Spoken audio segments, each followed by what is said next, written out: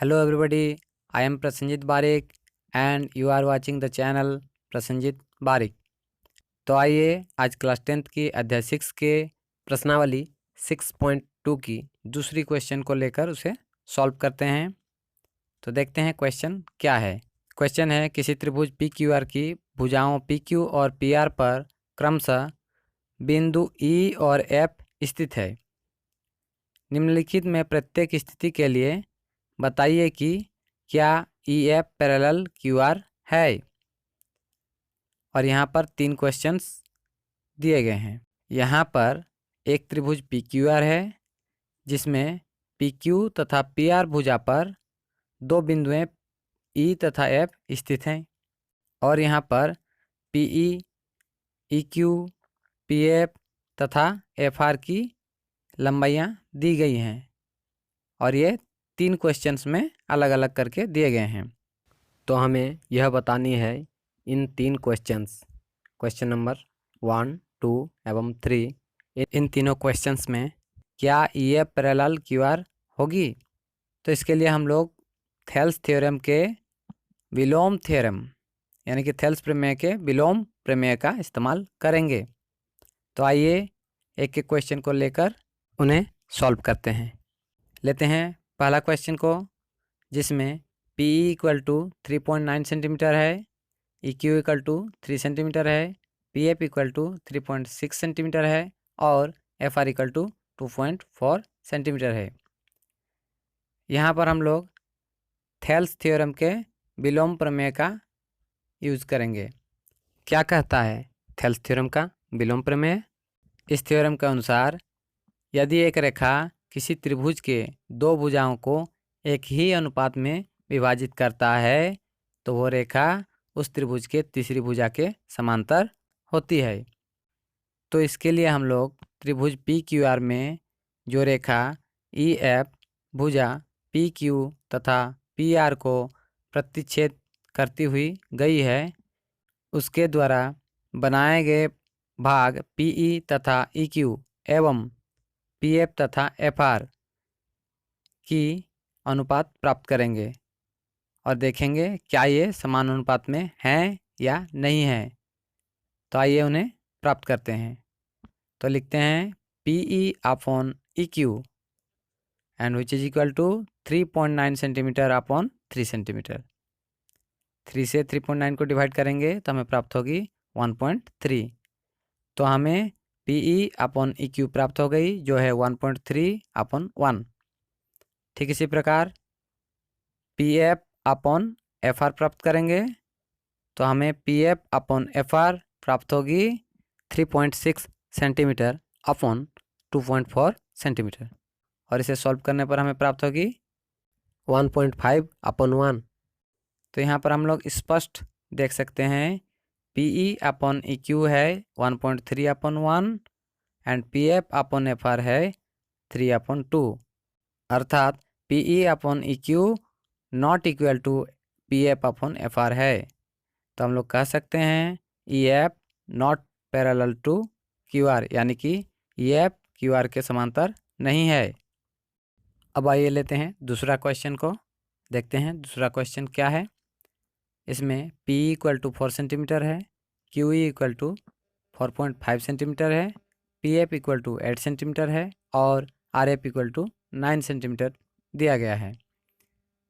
तो यहाँ पर हम लोग P E upon E Q प्राप्त करेंगे एवं P F upon R F ज्ञात करेंगे, या कह सकते हैं P F upon F R ज्ञात करेंगे।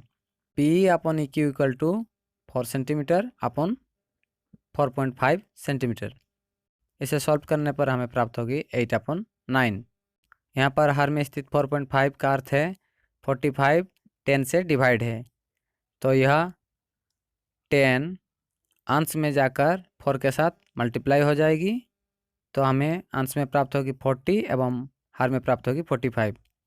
5 से 45 कैंसिल होगी, 5 9 जा 45 और अंश की 40 5 से डिवाइड होगी, 5 8 जा 40। तो हमें प्राप्त होगी 8 अपॉन 9। तो P E upon E Q प्राप्त हो जाएगी 8 अपॉन 9। अब प्राप्त करते हैं P F upon F are. या कह सकते हैं RF, जो है 8/9।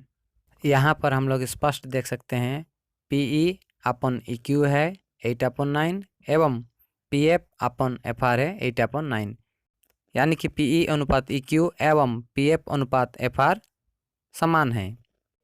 तो हम लोग लिख सकते हैं PE/EQ इक्वल टू PF/FR।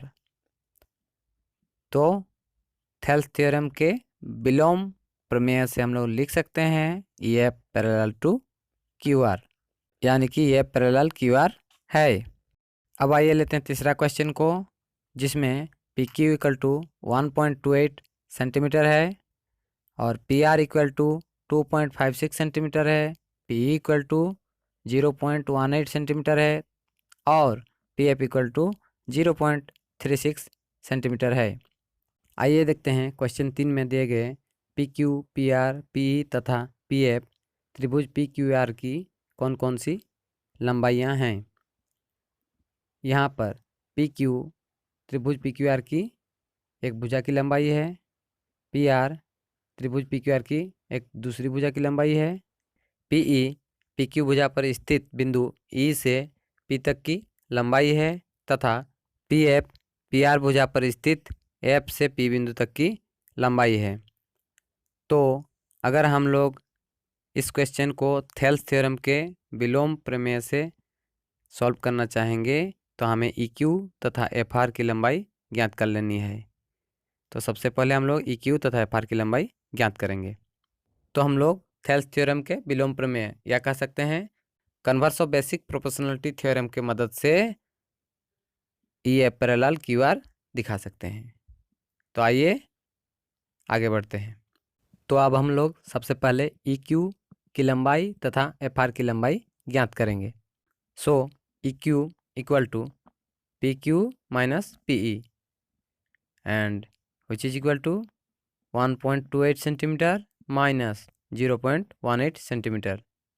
तो हमें EQ प्राप्त हो जाएगी 1.1 सेंटीमीटर। ठीक इसी प्रकार हम लोग FR ज्ञात करेंगे। FR equal to PR minus PF and which is equal to 2.56 centimetre minus 0.36 centimetre और यह हो जाएगी 2.2 सेंटीमीटर। तो हमें EQ तथा FR प्राप्त हो गई। तो यहाँ पर हम लोग देखेंगे ये पैरेलल QR है या नहीं। इसके लिए हम लोग PE अनुपात EQ तथा PF अनुपात FR ज्ञात करेंगे। तो आइए सबसे पहले PE/EQ ज्ञात करते हैं। तो PE/EQ equal to 0.18 centimetre upon 1.1 centimetre और इसे हल करने पर हमें प्राप्त होगी 9/55। फिर प्राप्त करते हैं PF/FR को। PF/FR equal to 0.36 centimetre upon 2.2 centimetre और इसे हल करने पर हमें प्राप्त हो रही है 9/55। तो आप लोग स्पष्ट देख सकते हैं PE/EQ का जो वैल्यू है वही वैल्यू PF/FR का भी है। तो हम लोग कह सकते हैं PE/EQ इक्वल टू PF/FR, अर्थात EF पैरेलल QR है।